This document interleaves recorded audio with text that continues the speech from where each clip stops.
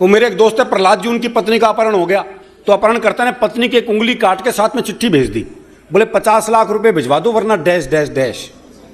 मेरे मित्र ने वापस चिट्ठी लिखी, बोले उंगली किसी की भी हो सकती है, मुंडी भेज मुंडी।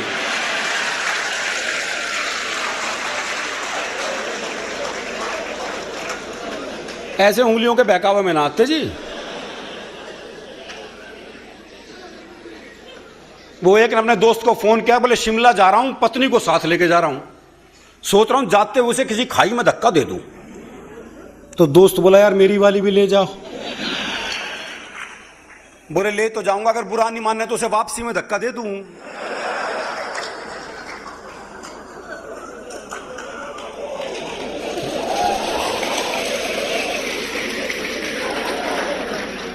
हमें पता है जी हमारे प्रेम की क्या स्थिति है जी। नहीं वो भी दरअसल टाइम हो गया क्या मेरा? मन का फरमाइश पे आ गया तो टाइम हो सकता है भाई, मुझे पता ही नहीं हो कितना टाइम चला गया। दरअसल क्या हरियाणा का आदमी फुर्सत में रहता है, इसलिए हास्य रस में रहता है। हास्य के लिए थोड़ी फुर्सत चाहिए। वो एक ने एक रिक्शे वाले को आवाज दी, बोले खाली है? बोले हाँ। बोले आप फिर ताश खेलते हैं।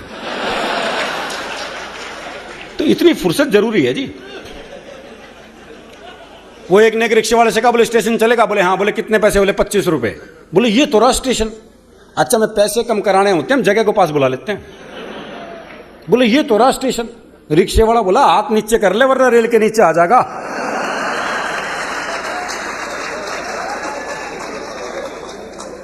तो ये आनंद जीवन में बहुत जरूरी है जी। और प्रेम की जहां तक बात है तो हमारे यहां प्रेम जो है मनुष्यों का क्या पशु पक्षियों तक का ऐसा है। वो मेरा एक दोस्त है जी, उसने तोती पाली। दुनिया तोता पालते हो, तोती पाली। 3 दिन के लिए से कहीं बाहर जाना था। बोले यार क्या करूं, कौन दाना पानी देगा, बड़ा चिंतित हूं। मैंने कहा मेरे घर छोड़ जा, 2 तोते हैं, उन्हें दाना पानी देता हूं, इसे भी दे दूंगा। बोला भाई तेरे 2 तोतों के बीच अपनी तोती छोड़ दूं ना। मैंने कहा नहीं यार मेरे तोते बड़े धार्मिक हैं, तो खुद देख ले आके। अच्छा उसने देखा बकायदा एक गीता के श्लोक पढ़ रहा, एक कुरान की आयतें पढ़ रहा। बोले बड़े धार्मिक है, कोई खतरा नहीं है। उसने तोती छोड़ दी। जैसी तोती पिंजरे में गई तो एक तोते ने दूसरे को कोहनी मारी। अरे बोले पूजा पाठ बंद कर, दुआ कबूल हो गई।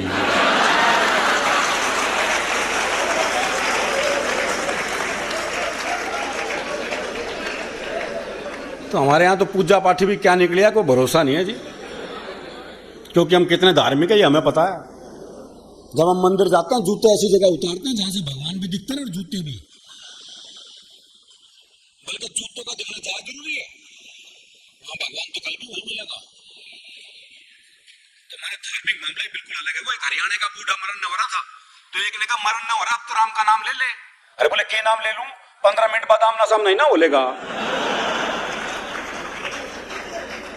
तो ये जो मस्ती है साहब ये अलग है। वो एक बार हरियाणा में बारिश नहीं हुई तो बोले क्या करे, तो एक चौधरी से कहा बोले तू तपस्या कर ले तो बारिश हो जाएगी। और चौधरी ने भी कसूती तपस्या कर दी, सब पूरा जोर लगा दिया। इंद्रदेव तो प्रसन्न हो गए, प्रसन्न होने ही थे भाई, चौधरी तपस्या कर रहा है, यही बहुत बड़ी बात है। बोले वर मांग है, बोले बारिश करा दे और क्या। अरे बोले बारिश तो हो ही जाएगी जब मैं आ गया हूं, तू तो वर मांग है। बोले खेत खलियान है, मौज मस्ती है। बोले मना कुछ नहीं चाहिए, वह बारिश करा दे। बोले पहला आदमी देख रहा हूं जिसे वर मांगने कर, वर नहीं मांग रहा कुछ, हे मांग ले कुछ। बोला तेरा घना ही जी कर रहा है ना, तो एक बार मैंने फूफा कह दे।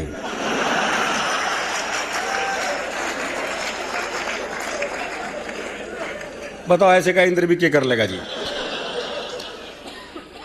तो ये आनंद जीवन में बहुत आवश्यक है जी, ये मस्ती जीवन में रहनी चाहिए। और हमारे यहाँ तो हर संबंध में ऐसे ही है। वो एक ने अपने चाय बनवाई तो देखा सामने से एक दोस्त आ रहा है, बोले इसे कट चाय कर दे 1/2। अच्छा वो 1/2 कर ही रहा था, इतने में तीसरा दोस्त आ गया, बोले इसे 3 में कर दे।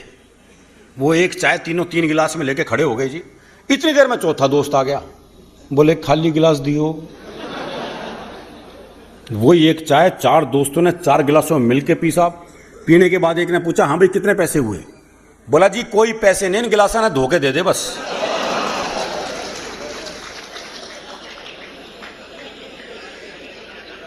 और ऐसा नहीं कि दुकानदारी ऐसे हो, ग्राहक भी ऐसे ही हैं।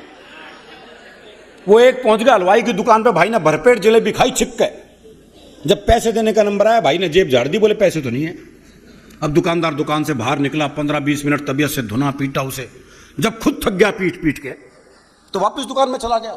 अच्छा वो भी कपड़े झाड़ के खड़ा हो गया। है। बोले अब क्यों खड़ा है, जा। बोले इसी भाव 1 किलो और दे दे।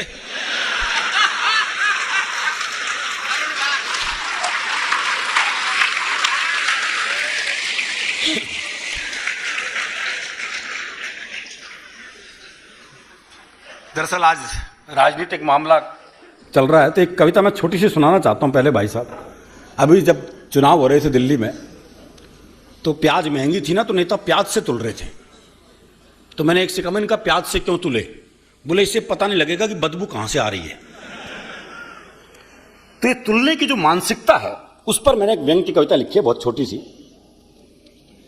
गोबर की शॉर्टेज है, गोबर बाहर से मंगाएंगे। नेताजी को जैसे ही पता लगा, वो बोले इस बार तुम खुद को गोबर से ही तुलवाएंगे।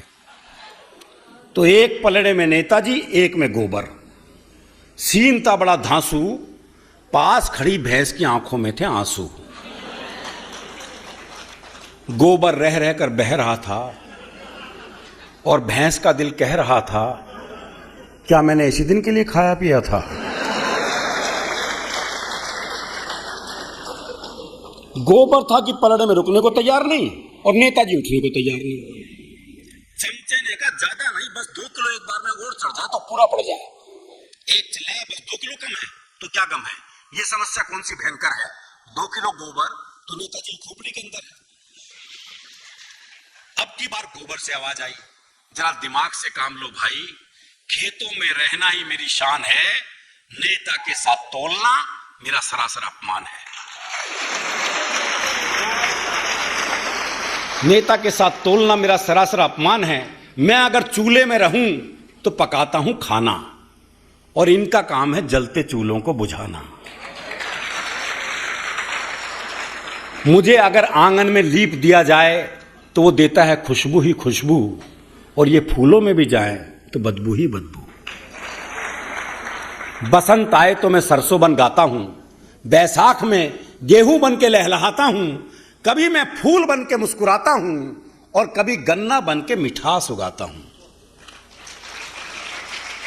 और इस तरह गोबर से गुड़ हो जाता हूं।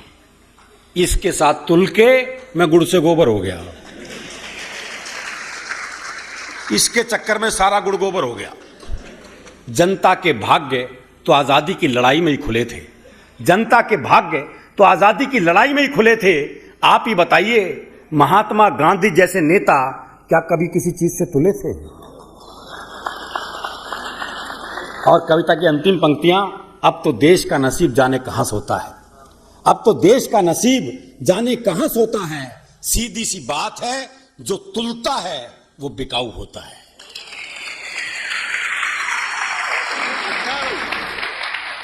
तो हमें ऐसे नेता चाहिए। इस बार तो काफी कुछ ऐसे आए हैं। हाँ, ये अच्छी बात है, वरना नेताओं की स्थिति तो आजकल देख ही रहे हो आप क्या है। वो एक सांप नेताजी को काट रहा था, एक ने कहा देखो सांप नेताजी को काट रहा है, बोले काट नहीं रहा है, जहर भरवा रहा है। तो स्थितियां अलग हो चुकी हैं जी। लेकिन अपना हरियाणा में रहते हैं, वही ज़्यादा ठीक है, क्योंकि हरियाणा की मस्ती का कोई मुकाबला नहीं है साहब। हमारे यहाँ हर संबंध हास्यरस में है, बाप बेटे तक के संबंधों में हास्यरस है। वो एक बेटा रात को 9 से 12 पिक्चर देखने जा रहा था, तो बाप ने कहा अगर जागता हुआ हूं तो दरवाजा खोल दूंगा, लेकिन अगर सोते को जगा दिया तो फिर नहीं खोलूंगा। अब रात को एक लड़का वापिस आया, तो बोले कैसे पता लगे बापू सोवे है जागे है? तो अगले ने चौकीदार की आवाज बनाई, बोले राम प्रसाद सोवे है जागे है? बोले जागू हूं। बोले जाग गया है तो खोल दे।